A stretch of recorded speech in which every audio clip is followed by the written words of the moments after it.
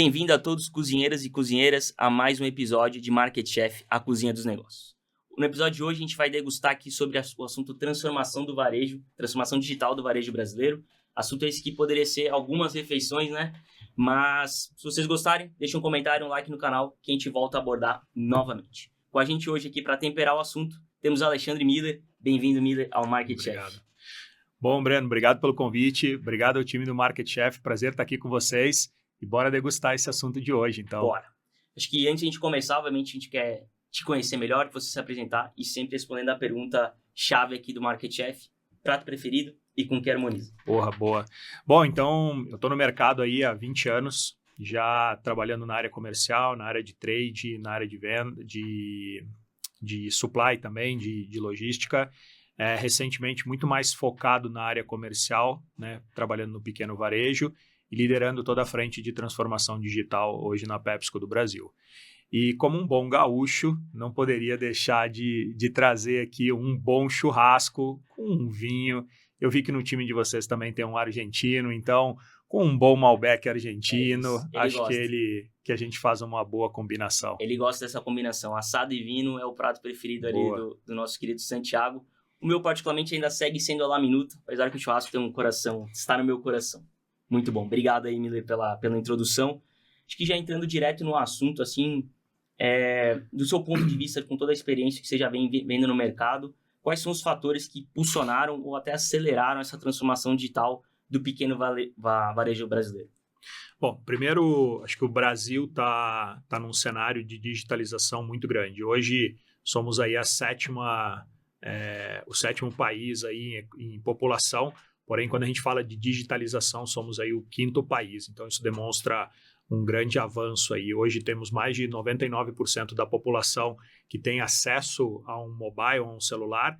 Chegamos até quase 2 celulares por pessoa. E o Brasil hoje também se destaca como um dos países que tem aí a economia e o mercado de pagamento mais avançado no mundo. Então, o modelo de Pix hoje ocorre mais de 130 milhões de transações por mês. Então, se a gente fala de mais de 200 milhões de habitantes, a gente praticamente tem esse modelo de pagamento aí em todo o Brasil. Então, esses são os fatores que ajudam muito. Atrelado a isso, o brasileiro também gosta muito de rede social, gosta muito de estar inteirado. Hoje são mais de 9 horas aí por dia, em média, de conexão com alguma ativação ou com algum ponto de mídia social. Então, todo esse contexto ajuda muito a fazer essa transformação, a fazer essa mudança que a gente vem vendo no varejo brasileiro. Perfeito. Já está acostumado, já está ali na tela, né? Então, o pulo é mais simples, né? É uma ferramenta nova que ele precisa dominar. E todo esse modelo, ou seja, ele tá lá, ele vive nesse ambiente, nessa plataforma. O que muda a hora que você digitaliza um atendimento ao cliente, assim, o que acontece nessa troca de valores? Bom, são duas óticas, né? Quando a gente pega a ótica do varejo com o consumidor, né, é um ponto importante porque ele também socializa muito a parte de mídia. Então, hoje, muitos pequenos varejos conseguem acessar uma comunicação com o consumidor através de ferramentas simples, usuais de redes sociais. Então, acho que essa é uma ponta que facilita muito. Quando a gente fala de indústria e varejo, bom, aí a gente tem desenvolvimento de alguns aplicativos, marketplaces, que vêm para contribuir com isso, porém, dado esse cenário que eu falei, de todo mundo estar super digitalizado, o acesso ao celular é super tranquilo, então isso facilita muito. E aí a gente começa a colher algumas vantagens já de conseguir muito mais personalização, um acesso também muito mais assertivo, tanto para o cliente quanto para a indústria, e a gente consegue fazer uma linha aí muito mais soft e um ganho maior nessa conexão. Boa. Acho que em relação à indústria e cliente, realmente é algo que a indústria sempre procurou, né? O que eu preciso fazer em cada cliente, né? Meio que a customização em massa deveria ser uma grande alavanca da digitalização do atendimento, né? Ainda falando sobre essa customização em massa, existe na sua visão, né? Existe um ganho financeiro, obviamente, da customização. Eu consigo não ter que gastar dinheiro onde eu não preciso, dado que eu consigo ter uma visão mais correta do cliente. Mas como é que eu consigo estudar melhor o potencial dele? Como é que eu entendo? Aqui eu já atuo bem, mas isso aqui é algo que eu poderia ainda estudar? Como é que você vê que esse ambiente é atualizado? De verdade, eu acho que nesse momento não é sobre gastar mais ou gastar menos, e sim como que eu gasto e invisto melhor para trazer retorno para a indústria ou dentro do varejo. Porque você trabalha na área comercial também e sabe o quão difícil, quando a gente tem uma base de clientes grandes, de você conseguir personalizar ou você conseguir atender com uma demanda que é justamente aquilo que aquela região, aquele público e aquele varejo precisa. Então, a gente acabava fazendo uma ação, um modelo de negócio muito mais standard que pudesse atender todo mundo. Quando a gente começa a entender certinho, né, cruzando várias informações, socioeconômica, de consumo, perfil de região, perfil do varejo, a gente consegue entregar para ele uma melhor oferta, uma melhor proposta. Consequentemente, isso vai gerar mais venda e sell-out na loja dele e isso retroalimenta o sistema. Então, é menos sobre quanto que eu gasto e mais sobre o que a gente tem dito que é o dinheiro o investimento que não gera retorno e o investimento que gera retorno diretamente no negócio. Perfeito. Transformação digital como ferramenta para gerar mais valor, né? É isso. Seja para a indústria ou para o nosso cliente direto que depois atende o consumidor. Muito legal. E óbvio que isso é uma mudança de sistema, mas também é uma mudança mental, né? Você tem que dar um 180 quase na sua cabeça. Nesse papel, a liderança, qual que é a maior ou as 3 maiores iniciativas que a liderança precisa se adequar de maneira rápida aqui para garantir esse passo? Essa é uma pergunta que sempre me fazem nesse processo quando eu falo sobre transformação digital na área comercial, porque a primeira reação é, vamos tirar o time de vendas, não precisamos mais do time de vendas, e agora, como é que fica? E o que eu tenho visto e vivido é justamente o oposto. Antes, ou até pouco tempo, né, as equipes de vendas elas eram muito focadas no sell-in. Então, era uma negociação muito de, quanto que eu consigo vender para esse varejo e deixa eu tentar apoiar o máximo que der aqui o sell-out, mas meio que na sorte. Então, você acabava buscando muito recurso de promoção para garantir que isso acontecesse na ponta. Então, de verdade, assim, todo o time de vendas ele acabava ficando muito focado no sell-in e investia pouco tempo para entender qual que é a jornada do consumidor dentro daquela loja, quais são as ferramentas que eu posso investir, não só em promoção, mas às vezes disponibilidade, colocar um produto novo, fazer uma ativação e um engajamento com o consumidor. Como é que eu faço uma retenção desse consumidor para ele ficar mais tempo comprando as minhas marcas? Como é que eu ativo mais o comportamento de observar o que a concorrência também tem feito para não ser reativo e proativo?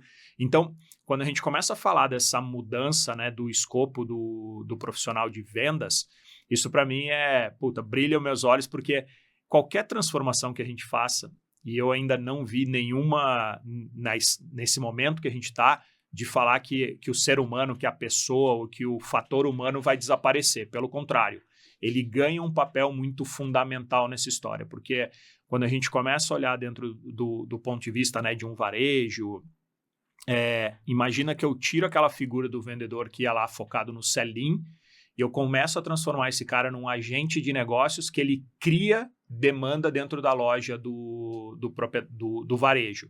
Então, eu começo a prestar um serviço para ele, de chegar para o cara e falar, olha só, será que se a gente fizer essa ação, a sua loja não vende mais?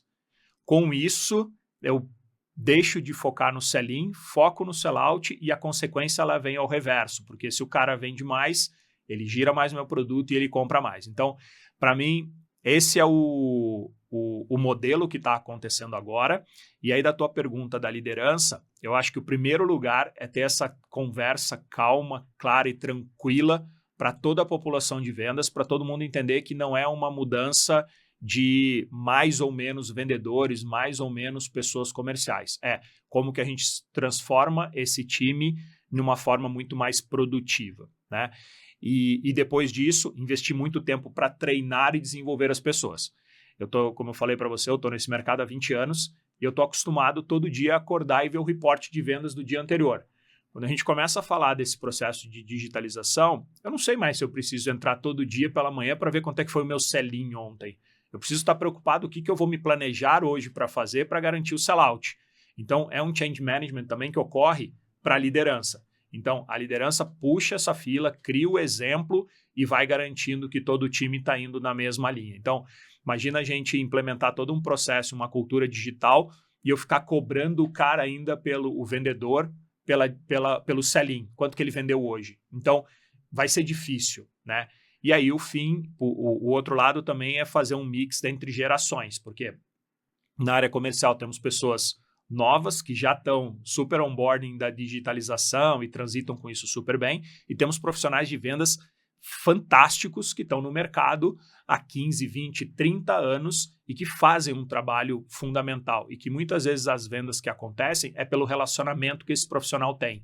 Então, como que eu capturo todo esse conhecimento, essa relação que ele tem no campo e ensino ele a não ter medo, né, a não ter receio desse processo de digitalização. Então, como líder hoje, minha recomendação é que todos foquem muito nas pessoas. Cuidem do seu time de vendas, treinem ele, desenvolvam eles, capacitem a liderança para chegar a ter essa transformação muito bem executada. Excelente. A digitalização não é uma substituição, né? Ela é mais uma ferramenta aqui na caixa de ferramentas do vendedor para a indústria como um todo, para bater meta.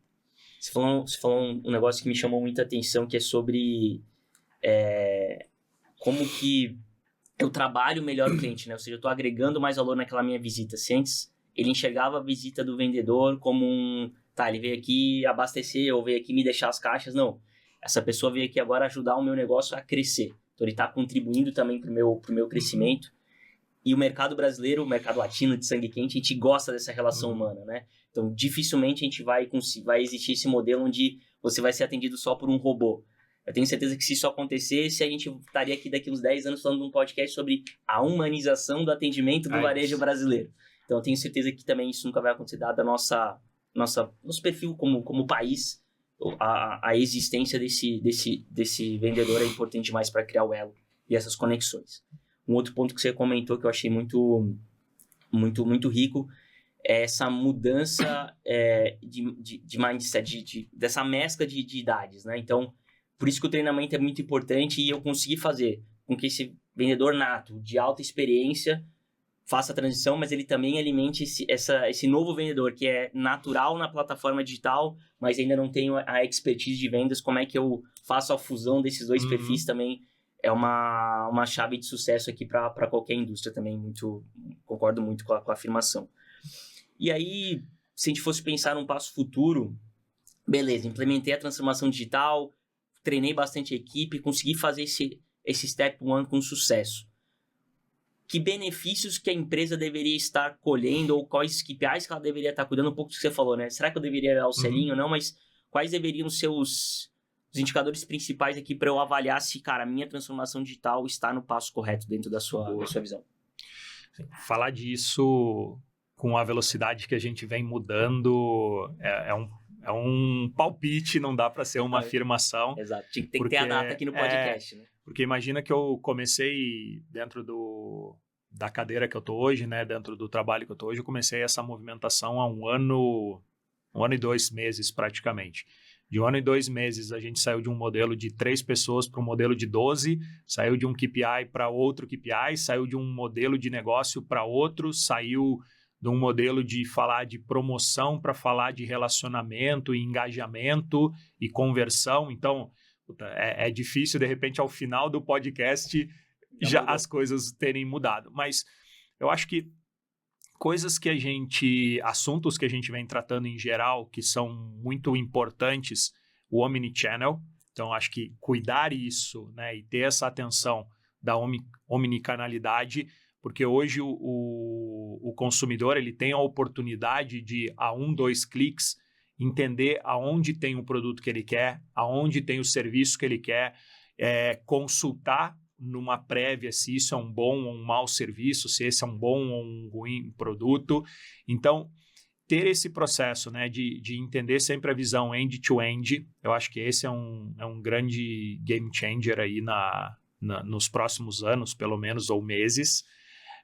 Entender que não só uma área de vendas ou uma área de trade ou uma área de marketing e finanças trabalham sozinho, então quanto mais essas áreas estiverem unidas e agrupadas para tomar decisões rápidas, então a gente fala muito de metodologias hoje agiles, de times trabalhando com squads, para que a gente realmente pegue tudo que a gente tem de informação, que agora vem muita coisa, imagina que, Sim. sei lá, 2, 3 anos, para ter uma informação, às vezes você demorava um dia, às vezes para mudar uma estratégia, você precisava montar um plano com uma semana, um mês.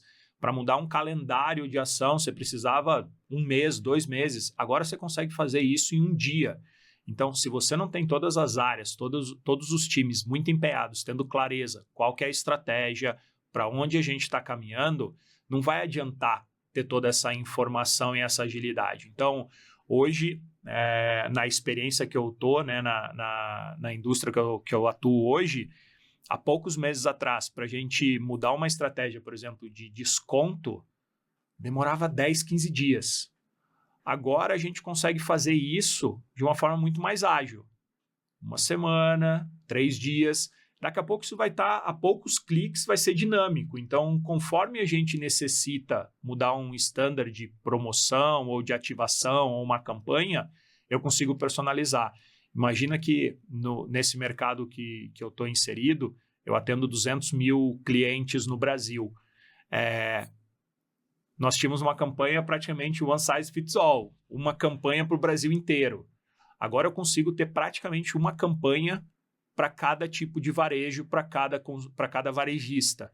Isso me dá uma vantagem competitiva absurda, porém faz com que o nosso exercício dentro de casa como indústria ele tenha que ser muito melhor planejado, feito e trabalhado em conjunto. Então, não adianta a marketing estar apoiando uma marca, um produto ou um determinado nicho, trade está apoiando outro e eu, como vendas, está dando outra orientação. Então, essa omnicalidade, né, que a gente traz, não só de varejo, mas dentro da indústria, também é uma transformação super importante. As áreas externas também têm que se digitalizar no sentido de, cara, elas também têm que ter a capacidade de uma customização em massa, né? Elas têm que acompanhar a venda. Se eu estou conseguindo fazer a promoção nesse nível, eu tenho que ter um marketing nesse nível, para que apoie a marca naquele PDV que eu vou impulsionar.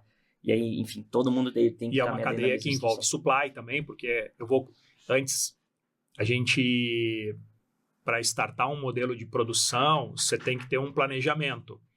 E quando você tem um planejamento de 1, 2 meses, você starta também uma cadeia de produção para daqui 1, 2 meses e vai fazendo os ajustes. A hora que você começa a mudar isso para fazer setups de campanhas mais rápido, você também tem um time de supply que necessita ter uma agilidade. Então, realmente, se você não tiver uma visão end-to-end dentro da organização e que todo mundo tope esse modelo, vai ficar difícil. Então, é meio que você chegar e dizer assim, sei lá, agora eu vou automatizar minha casa toda, mas toda a família que está lá não quer essa automatização. Então, você é o cara que vai lá, instala tudo, né? Acende a luz, desliga a luz, abre a janela, fecha a janela, mas a família ainda quer fazer tudo no manual. Você não vai ter uma execução perfeita, as coisas não vão conversar dentro de casa. Então, isso se traduz no ambiente corporativo. Capaz até de gerar mais atrito, né? Do que o modelo que estava vigente antes. É bem complexo. E eu ainda fiquei aqui, estou pensando na questão dos KPIs, Miller, que realmente é uma das grandes mudanças, né? A gente sabe que, cara, vendas é muita... Existe muita pressão pelo resultado do dia a dia, do mês, do ano, enfim. A gente sabe o quanto que isso é latente na área. Mas a partir do momento que você tem que levar a proposta, nós digitalizamos. Então, agora, o volume acaba sendo... o faturamento, enfim, acaba sendo... o endgame, ele acaba sendo o IC, não mais o IV. Então, meu índice de verificação passa a ser agora, aí tem que entender dentro do teu modelo de digitalização, mas passa a ser acessos a plataformas, conversão de campanhas, aderência aos itens que estão promocionados, enfim. E você passar, então, eu vou viver só sobre esses KPIs, porque eu tenho certeza que se a minha estratégia foi bem feita, eu vou entregar o volume que a gente, enfim, se comprometeu. Essa mudança de mindset, para mim, eu acho que é uma das mais críticas que ocorre dentro de uma área de vendas hoje, no momento que você dá o start na transformação digital. Só caiu um negócio que fez um barulho, mas já passou. Bom, dito isso, eu sei que é difícil fazer previsão dentro desse nosso ambiente aqui, ainda mais esse assunto que é tão volátil, mas o que você enxerga como tendências, assim, para o varejo brasileiro nos próximos anos, com cada vez mais a digitalização se espalhando por várias indústrias? Eu acho que uma das coisas que já começou a mudar, né, é que o diferencial competitivo de alguns anos atrás, né, ou até décadas, que era a informação, ele já deixa de ser um diferencial, ele já vira um standard. Então, hoje, seja uma indústria, uma multinacional de atuação global, seja uma indústria pequena, regional, ela consegue ter um nível de acesso à informação e tomada de decisão baseado em fatos e dados com uma capacidade muito maior. Então, realmente, eu acho que isso eleva um pouco, né, o nível e faz com que também consumidores e varejo, todo mundo saia ganhando nessa história, porque realmente o benefício acaba sendo para todo mundo. Mas quando você fala de KPIs, eu acho que, primeiro, quando você parte para um processo de mudança e de transformação e você tem claro qual que é o desenho, né, do quais são os teus objetivos, eu acho que a primeira coisa é ter tranquilidade, né, e um pouco de fé de que vai acontecer. Porque, afinal, quando você para um time, dedica tempo e você coloca tudo isso para rodar, tem muita gente inteligente, tem muito plano, teve muito test and learning para fazer com que isso chegasse na aprovação final. Então, perfeito. Vai ter barrigada, vai ter coisa que vai acontecer, vai ter dor de barriga, vai ter.